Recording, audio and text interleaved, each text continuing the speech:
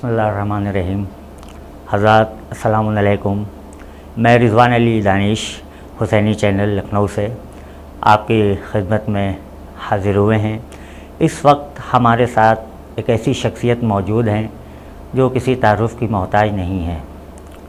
हुज्जतुल इस्लाम वल मुस्लिमीन अली जनाब मौलाना डॉक्टर मोहम्मद ज़ैनुल आबिदीन साहब क़िबला आप नेपाल से तशरीफ़ लाए हैं और सरज़मीने लखनऊ और हुसैनी चैनल के स्टूडियो में आपका खैर मक़दम है। आप बिस्मिल्लाहिर्रहमानिर्रहीम व बिही नस्तईन व हुवा खैरुन नासिरिन व मुईन व सल्लल्लाहु अला मुहम्मदिन व आलिहि तय्यबीन अत्ताहिरीन। सबसे पहले मैं दानिश भाई का शुक्रगुज़ार हूँ और आपने जो अहकर की तारीफ़ की है, ज़हे नसीब सरज़मीन नेपाल से हुसैनी चैनल के माध्यम से आज कौम से मुखातिब हूँ। इसके लिए मैं इस अज़ीम चैनल का शुक्रगुज़ार भी हूँ और आपने जो बेहतरीन लफ्ज़ों से नवाजा उसके लिए भी शुक्रगुज़ार हूँ। सबसे पहले शुरुआत करने से पहले मैं चाहूँगा, इस समय अय्याम अज़ा करीब हैं, तो हम ये चाहते हैं कि अय्याम अज़ा के सिलसिले में कुछ आपकी तरफ से कुछ ऐसे पैगाम हों जो हमारे सरज़मीन लखनऊ के लोग भी और आप जिन नेपाल से आए हैं वहाँ वाले भी लोग सुनें, तो एक मैसेज अच्छा जाए। तो हम ये चाहते हैं कि नेपाल में जो अज़ादारी होती है और लखनऊ की जो अज़ादारी होती है, उसमें क्या फ़र्क है? देखिए, सबसे पहली बात यह है कि जैसा कि आपने फरमाया है कि आज़ादारी, इसमें एक मैसेज, ख़ुद लफ्ज़ आज़ादारी ये एक मैसेज है और मुकम्मल मैसेज है। यानी हमारे कौम के जवान, बुज़ुर्ग, ख़वातीन, बच्चे अगर वाक़अन मानवी तरीक़े से आज़ादारी करें और इमाम हुसैन अलैहिस्सलाम के लिए करें, फ़ी सबीलिल्लाह करें, तो उसका असर रहती दुनिया तक पड़ेगा और हर कौम पर, हर धर्म पर, हर मकतबे फ़िक्र पर उसका असर होगा। क्योंकि जहाँ आज़ादारी होती है उसका असर होता है और जहाँ दिखावटी होता है उसका असर नहीं होता है। या जहाँ आज़ादारी में कुछ चीज़ों को दाखिल कर दिया जाता है या बिदअत हसना हो या सय्या हो, तो उन बिदअतों से इंसान के क़ुलूब पर असर नहीं होता है। लिहाजा वो आज़ादारी जो अहले बैत अलैहिमुस्सलाम ने हमें सिखाया है, बताया है और हमारे बुज़ुर्ग करते आ रहे हैं, अगर कान्नहु वही आज़ादारी हम करें तो ख़ुद ये आज़ादारी भी एक लफ्ज़ भी एक पैगाम है और बहुत ही गिरां कद्र पैगाम है। बहुत ही अच्छा सवाल किया आपने। तो मैं अर्ज़ कर दूं कि नेपाल की सरज़मीन में आज़ादारी होती है और लखनऊ की सरज़मीन में भी आज़ादारी होती है। बहुत ही वाक़ई ख़ूबसूरत सा सवाल है कि इसमें फ़र्क क्या है। सबसे पहले तो ये है कि नेपाल की सरज़मीन की आज़ादारी के बारे में नेपाल के बाहर के लोग बिल्कुल नहीं जानते हैं या जानते हैं बहुत ही महदूद या बहुत ही कम। आज जब ये सोशल मीडिया का ज़माना आया तो थोड़ा थोड़ा लोग जानने लगे हैं, धीरे धीरे जानने लगे हैं और इसकी बाज़गश्त और इसकी जो आवाज़ है वो चारों तरफ पहुँचने लगी है। हकीकी तौर पर और बुनियादी तौर पर बहुत फ़र्क है आज़ादारी में। कुछ चीज़ें बाहर से आई हैं, कुछ चीज़ें बहरहाल मैं इस लफ्ज़ को न कहूँ तो बेहतर है कि मन गढ़ंत है, लेकिन मजबूर हूँ कहने पे, कुछ चीज़ें इंसान ने बनाई हैं और ये फितरी बात भी है कि जब कोई इंसान बहुत सारे दूसरे मकतबों के दरमियान और धर्मों के दरमियान ज़िंदगी गुजारता है तो उसके रफ्तार पर, किरदार पर, उसके मज़हब पर, रंग और रूप, उसके जो रस्म है उसके ऊपर असरअंदाज होता है। जैसे कि फ़र्ज़ कीजिए अरब की आज़ादारी में और हमारे भारत की आज़ादारी में भी बहुत फ़र्क है। तो इसी तरीके से लखनऊ की आज़ादारी और नेपाल की आज़ादारी में बहुत फ़र्क है, लेकिन मुस्बत भी है, मनफी भी है। इंशाअल्लाह जैसे जैसे आप पहलू आश्कार करते जाएंगे या सवाल करते जाएंगे, मैं भी उसको आपके सामने रखता जाऊंगा। एग्जाम्पल आपको ये भी देनी है, हम ये भी जानना चाहते हैं कि लखनऊ से नेपाल का क्या एक ऐसा ताल्लुक़, क्या एक ऐसा रिश्ता है जो आपके दिल में भी लखनऊ के लिए बहुत ज़्यादा मोहब्बत है? देखिए, सबसे पहली बात तो ये है कि लखनऊ सरजमीन हिंदुस्तान के शियों का मरकज़ है। लखनऊ तमाम हिंदुस्तान के अदीब और शायर और उदबा का जो है ये मादरी वतन है या सेंटर है या मरकज़ है। तो इससे वसल होना हर बाअदब इंसान चाहता है और वो फ़ख्र भी करता है। लिहाजा हम भी लखनऊ की सरजमीन पर फ़ख्र करते हैं। और जैसा कि आपको पता है, लखनऊ की सरजमीन को आबाद करने में मगरबी बंगाल के नवाबों का एक ख़ास किरदार रहा है। मीर हसन नेशापुरी जब वो आए थे भाई को ढूंढते हुए, चूँकि मैंने तारीख़ शिया यानी बंगाल यानी शिया हिस्ट्री इन वेस्ट बंगाल मुकम्मल किताब लिखी है 450 पेज की, तो कभी इस उन्वान से भी गुफ्तगू करेंगे कि लखनऊ और बंगाल का क्या जो है वो राबता है मजहबी एतबार से, धार्मिक एतबार से। लेकिन मैं इस तरीके से अर्ज़ कर दूँ तो लखनऊ का एक अजीब रिश्ता है पूरे सरजमीन हिंद से, और सिर्फ यही नहीं बल्कि हिंदुस्तान के अतराफ के जो मुल्क हैं, जैसे फ़र्ज़ कीजिए बांग्लादेश, खुसूसी तौर पर नेपाल से, क्योंकि नेपाल की सरजमीन पे अल्लाह अकबर की सदाएं जहां औलिया ने, औसिया ने, कश्मीरी मुसलमानों ने या दीगर मुग़ल मीर शमसुद्दीन ने, वहाँ नवाब वाजिद अली शाह की बेगम, मोहम्मदी बेगम, मुमताज़ महल उनका नाम भी था, बहू बेगम भी उनका नाम था, उन्होंने इस आवाज़ को वहाँ पहुँचाई और अपने एतबार से उन्होंने इमामबाड़ा कायम किया। सरजमीन काठमांडू में मेन सिटी पे आप गूगल पे भी सर्च कर सकते हैं, मोहम्मदी बेगम साहिबा का कब्र आज भी मौजूद है और तकिया हुसैनी के नाम से उन्होंने उस ज़मीन को मखसूस किया था। चूँकि फ़ारसी ज़बान में तकिया कहते हैं जहाँ आज़ादारी होती है, और हुसैनिया आप जानते ही हैं, तो तकिया हुसैनी नाम उन्होंने रखा था, जो आज के ज़माने में चूँकि बहरहाल उनके वारिस वगैरह कोई वहाँ पर नहीं थे, तो आज नेपाली जामे मस्जिद, बहुत खूबसूरत मस्जिद है हमारे मुसलमान भाइयों की, और वहाँ नमाज पढ़ते हैं और बहुत अच्छे अच्छे वहाँ कार्यक्रम भी करते हैं, और एक इस्लामी स्कूल भी है। हम बहरहाल तहे दिल से उनका शुक्रगुजार भी हैं कि वहाँ अज़ान देते हैं, नमाज़ पढ़ते हैं और वहाँ इस्लामी कार्यक्रम करते हैं, वरना पता नहीं ला आबाद होता वो। तो मोहम्मदी बेगम साहब का एक ख़ास रिश्ता है, यहाँ तक कि वो वहाँ गई, रसी बसी और वहीं इंतकाल कर गई और उस मिट्टी में दफन हो गई हैं। लिहाजा लखनऊ की मलका का कब्र जो है वो नेपाल में है, काठमांडू में है। और इस तरीके से लखनऊ का एहसान भी नेपाल के ऊपर है कि जब नेपाल के ऊपर अंग्रेज़ हमला कर रहे थे, आप तारीख में देख लीजिएगा, तो पीछे से लखनऊ के यानी अवध की फ़ौज और ऊपर से नेपाली पत्थर बरसा रहे थे और पीछे से अवध की फ़ौज ने उनका जो है वो हमला उनके ऊपर किया। लिहाजा वो कभी नेपाल को फतह नहीं कर पाए। और नेपाली जो तारीख़दां हैं वो आज भी गर्व करते हैं और शुक्रिया अदा करते हैं लखनऊ वालों का कि अवध की ये फ़ौज अगर न होती तो अंग्रेज़ शायद नेपाल के ऊपर काबिज़ हो जाते हैं, क्योंकि नेपाल एक ऐसा मुल्क है कि जिसके ऊपर आज तक किसी ने कब्ज़ा नहीं किया है। लिहाजा लखनऊ का नाम सुनते ही दिल में मोहब्बत उभर आती है। और जहाँ तक हमारे ये जुमला बहुत ही मशहूर है कि नेपाल का और हिंदुस्तान का रोटी का और बेटी का रिश्ता है। लिहाजा लखनऊ से आए दिन आप देखते होंगे नेपाल से धर्म मज़हब कुछ नहीं, जो भी हैं वो यहाँ आते हैं और बीमार जो होते हैं यहाँ से शफा होकर जाते हैं। इसमें लखनऊ वालों का बहुत ही अच्छा किरदार आप लोग अदा कर सकते हैं। जितने भी मरीज़ सरजमीन नेपाल से आते हैं, कम से कम मुहर्रम के दिनों में आप जाइए और जाने के बाद जो है उन अस्पतालों में एक गिलास शरबत इमाम हुसैन के नाम पे उनको पिलाइए, तभी तो कहेंगे हुई हुसैन, इमाम हुसैन कौन है। तो फिर बहरहाल अगर किसी ने पूछा तो आप हमारी तरफ भी रहनुमाई कर सकते हैं। हमने नेपाली ज़बान में इमाम हुसैन अलैहिस्सलाम के लिए जो है वो मुकम्मल ज़िंदगी नामा नेपाली ज़बान में लिखी, हम उनको तकदीम भी करेंगे ताकि ज़ात इमाम हुसैन को पहचान भी सकें।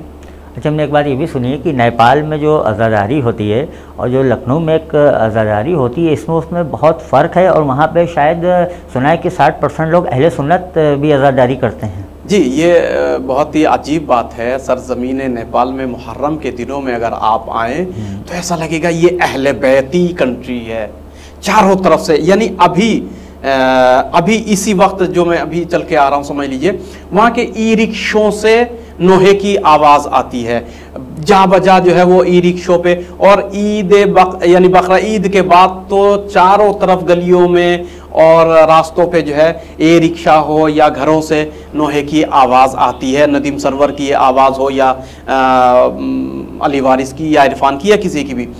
इसी तरीके से वहाँ आज़ादारी करते हैं। हाँ, बस ये है कि उनका अपना अपना तरीक़ा है। जा बजा करबला भी है, कोई शहर कोई गांव ऐसा नहीं है कि जो करबला नहीं है, बल्कि हमने जो अहले बैत टीवी जो चैनल है हमारा यूट्यूब, उसमें बाकायदा एक जगह हमने वो भी प्लेलिस्ट बना रखा है ताकि वहाँ के करबला को हम पहचान करवा सकें और उस करबला को इंसान जान सके कि नेपाल में भी आज़ादारी होती है। देखिए, नेपाल में ना ये सिर्फ कि हमारे अहले सुन्नत भाई और मुसलमान भाई आज़ादारी करते हैं, बल्कि ताज्जुब करेंगे कि दुनिया का सबसे बड़ा ताज़िया नेपाल में उठाया जाता है।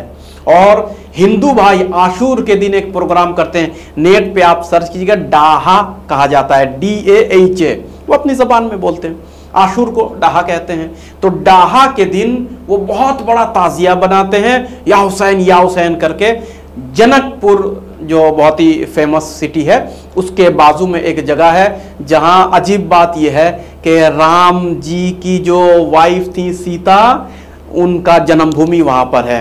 तो सीता के जन्मभूमि में इमाम हुसैन का आशूर का जुलूस हिंदू भाई उठाते हैं और डाहा के नाम पे, चूंकि इमाम हुसैन अलैहिस्सलाम ने वो कारनामा अंजाम दिया जिसके लिए मज़हब की क़ैदो पाबंद तो नहीं है।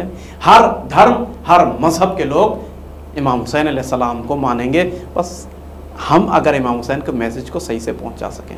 जैसे कि आपने बताया कि वहाँ पे हिंदू हज़रात और अहले सुन्नत हज़रात और शिया हज़रात सब मिल के आज़ादारी को फ़रोग़ कर रहे हैं, तो मैं चाहूँगा कि अय्याम अज़ा एकदम करीब हैं, तो आप क्या एक ऐसा कुछ पैगाम देना चाहेंगे अय्याम अज़ा के ऊपर जो आपके नेपाल में लोग सुने और उसके ऊपर अमल करें, जो आपको लगता हो कि आज़ादारी में ये काम नहीं होना चाहिए और वहाँ पे सपोज़ हो रहा हो, इस सिलसिले में कुछ?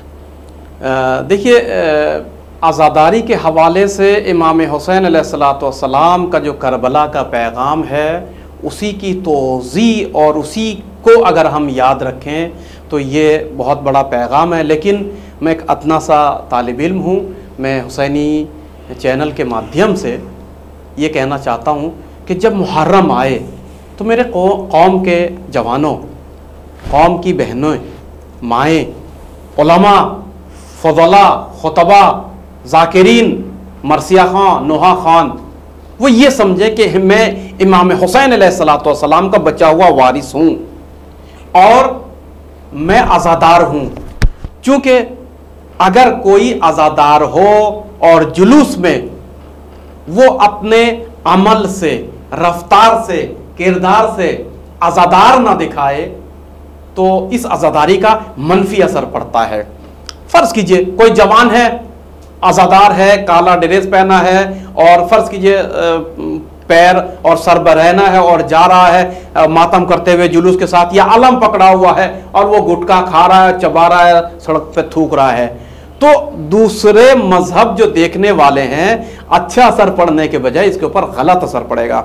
लिहाजा जब हम अपने आप को आज़ादार समझेंगे और वारिस पैगाम इमाम हुसैन, मैं वारिस हुसैन तो नहीं कह सकता, बहुत बड़ी जसारत की बात है, लेकिन अगर ये समझेंगे हम मुहिब्बान हुसैन अलैहिस्सलाम, इमाम हुसैन आज होते तो क्या करते, चले उनका एक काम हम कर दें, ठीक है, अपने रफ्तार से, किरदार से, अपने कान से ना सुने मुहर्रम में किसी की। हम देखते हैं जहां मुहर्रम आता है गीबतें शुरू हो जाती हैं और कान खड़े हो जाते हैं सुनने के लिए, मज़ा आता है। जैसे कि इतना जो है मजमा कहीं कहीं, अलबत्ता हर जगह नहीं है, वो मजलिस में नहीं होता जितना मजमा जो है इधर उधर मीटिंगों में होता है, या इसने नुहा ऐसा क्यों पढ़ा, उसने नुहा ऐसा क्यों पढ़ा, इसकी आवाज़ ऐसे क्यों है, उसकी आवाज़ ऐसे क्यों है। कभी कभी वो आंखों का इशारा यकीन मानिए अहबात और तकबीत वाला मामला है। यानी हमारे यहाँ एक शरई वो है कि आप कितने भी नेकिया करें, माचिस की तिल्ली की तरह जमा पूंजी कितना भी नोट आप बनाएं और एक तिल्ली से वो नोट जलाया जा सकते हैं, ऐसे ही आपके अच्छे आमाल एक खराब अमल से जल सकते हैं। मिसाल के तौर पर कोई कुछ पढ़ रहा है, आपने आंखों से ही इशारा किया, मस्खरा किया उसका, क्या इमाम हुसैन राजी होंगे? वल्लाह कह रहा हूं, हमें समझना चाहिए इस बात को। लिहाजा हम अपने कान को, हम अपनी ज़बान को, हम अपने दिल को, हम अपने आज़ाओ जवाहरा को, हम अपने ख़ानदान को, हम अपने इमामबाड़े को, यहाँ तक कि हम अपने माइक को, अपने नफ्स को, गुस्से को, हम अपने जज्बात को कंट्रोल में रखें, सब्र करें। जहाँ मुहर्रम आता है वहाँ पे इख्तलाफ सामने आता है। तमाम साल शादियों में जाएंगे, लेकिन जहाँ मुहर्रम आया उसके घर मजलिस में नहीं जाएंगे, चूँकि मैं नाराज़ हूँ उससे। नहीं होना चाहिए अज़ीज़-ए-मान, चूँकि अब ये फ़र्श इमाम हुसैन अलैहिस्सलाम के नाम से मंसूब है। बहरहाल चूँकि सरज़मीन लखनऊ आइडियल है, लखनऊ से तमाम हिंदुस्तान के मोमिनीन सीखते हैं, यहाँ तक कि इसका असर नेपाल में भी पड़ता है, नेपाल में भी सीखते हैं। नेपाल के जवान इमाम हुसैन अलैहिस्सलाम के आशिक़ हैं, उनको बेहतरीन रास्ता दिखाने की ज़रूरत है, उनको सिखाने की ज़रूरत है, उनके दिल में इश्क़ हुसैन की तड़प है। मैं ये कहूँगा बस आखिरी जुमला इस मौजू पे कि मेरे कौम के जवानों, मेरी बेटियों, मेरी बहनें, मेरे बच्चे, मेरे बुज़ुर्ग और ख़ासकर उलमा कराम ज़ाकिरीन, हम हर इंसान अपनी अपनी ज़िम्मेदारी निभाएं इमाम हुसैन के लिए। ज़रूरी नहीं है मौलाना ही मिंबर से जाके कौम को इमाम हुसैन के लिए मजज़ूब करे और आकर्षित करे। एक कौम का सादा सा जवान भी अपने रफ्तार से, किरदार से इमाम हुसैन की खिदमत कर सकता है। बहरहाल इमाम हुसैन अलैहिस्सलाम की खिदमत में कमी नहीं करनी चाहिए। नहीं मालूम अगले साल ज़िंदा रहें न रहें, लिहाजा अय्याम मुहर्रम में हमें सोचना चाहिए। खुदा ने तौफीक दी, एक एक सांस हम ले रहे हैं हज़रत ज़हरा सलामुल्लाह अलैहा के, हम मदयून हैं, हम मक़रूज़ हैं उनके दस्तरखान पे बैठे हुए खा रहे हैं। ये हयात उनके सदक़े में है। लिहाजा इमाम हुसैन अलैहिस्सलाम का जो मिशन है, जो उनका मकसद है, उसकी तशहीर के लिए दारे दिरम सुखने हर इंसान खिदमत करे, हर जवान जो है उसके लिए आगे आए, अपने अपनी बिसात के मुताबिक। नहीं मैं कर सकता, पैसों के ज़रिए से, ज़बान के ज़रिए से करे, हाथ के ज़रिए से करे, कम से कम सफाई करके, जहाँ अज़ादार आते हैं वहाँ गलियों की सफाई करे, इमामबाड़ों के सामने की सफाई करे। आप समझ रहे हैं? तो बहरहाल हर इंसान अपने अपने, मैं नहीं जानता हूँ उर्दू, ठीक है, आप इंग्लिश में उर्दू का एक इमाम हुसैन का पैगाम इंग्लिश में करके आप अपने ग्रुप में छोड़ सकते हैं। हर इंसान को इमाम हुसैन के लिए अपने अपने मसलन एतबार से एक वजीफ़ा, एक ड्यूटी समझनी चाहिए कि मुझे इमाम हुसैन की खिदमत करनी है, छोटी हो या बड़ी हो। हर इंसान ने अगर की, यकीन मानिए हमारा या इमाम हुसैन अलैहिस्सलाम का मिशन, जो मकसद हुसैनी को फैलाना है, बहुत आसान हो जाएगा। तो आप जैसे ही नेपाल से माशाल्लाह लखनऊ तशरीफ़ लाए हैं, तो मैं ये चाहता हूँ कि जो हमारे लखनऊ के जो कुछ उलमाए कराम हैं, इनके लिए आप कोई पैगाम देना चाहेंगे अपने नेपाल के आज़ादारी के सिलसिले में? देखिए, ये तो एक सूरज को शम्मा दिखाने के बराबर हो गया, चूँकि मेरे बहुत सारे असातीद, जैसे मेरे बहुत सारे दोस्त, मेरे बहुत सारे छोटे भाई या मेरे बहुत सारे शागिर्द सरज़मीन लखनऊ में हैं और वे खिदमत कर रहे हैं। लिहाजा मैं उन बुज़ुर्गों को बहरहाल ख्वाहिश, इल्तिमास, रिक्वेस्ट, दरख्वास्त ही कर सकता हूँ कि बुज़ुर्गों, नेपाल पास में है, ज़्यादा दूर नहीं, 4 घंटे का रास्ता है, लेकिन क्यों नेपाल की एक खातून मुझसे कहे कि मौलाना आपके आने से पहले हम बगैर निकाह के यहां जिंदगी गुजार रहे थे, क्यों हमारी मैयत, कोई पढ़ाने वाला नमाज मैयत नहीं है? क्या सरजमीन हिंदुस्तान में जो ये हजारों लाखों उलमाए किराम हैं, 12 मौलाना एक इकट्ठा नहीं हो सकते कि हम साल में 1 हफ्ते के लिए जाएंगे तो 12 महीने में 12 हो गए? नहीं ना उनकी निकाह, भाई ठीक है, वो ठंडा घर में अपना जनाजा रख देंगे, उसके बाद जनाजा निकले तो मतलब सरजमीन नेपाल में कोई कब्रिस्तान नहीं है। मैं कहाँ ले जाऊँ उन मोमिनों को जब मरेंगे? कब तक दुआ करता रहूँ कि खुदा है कोई ना मरे? अलमौत तो हक़ बरहक है, कुछ गारंटी नहीं है, सब कहाँ दफनाऊँ मैं उनको? आप समझ रहे ना, वहाँ कोई इमाम बाड़ा नहीं है, घरों में आज़ादारी कैसी? बहरहाल अजीब एक मज़लूमियत है। ख़ासकर लखनऊ चूँकि मरकज़ है, यहाँ के उलमा काफ़ी बहरहाल संजीदा भी हैं, तो इनको थोड़ा सा अतराफ़ में भी ध्यान देना चाहिए। और जहाँ लखनऊ को इतना सुंदर बनाए हैं, इतना खूबसूरत माहौल और इतना अदबी, थोड़ा अतराफ़ भी अगर ये खिदमत करें और सहयोग करें तो माहौल बहुत अच्छा होता जाएगा।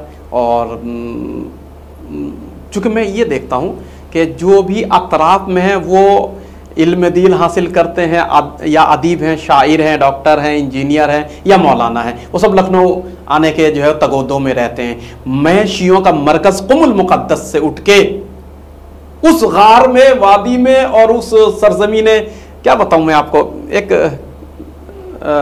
बंजर ज़मीन पे आके मैं काम कर रहा हूँ। ठीक है, बहरहाल उन हजरात का शुक्रिया कि जो दारे दिरम सुखने या कहूँ दुआओं से मुझे नवाजते हैं या मेरे साथ हैं।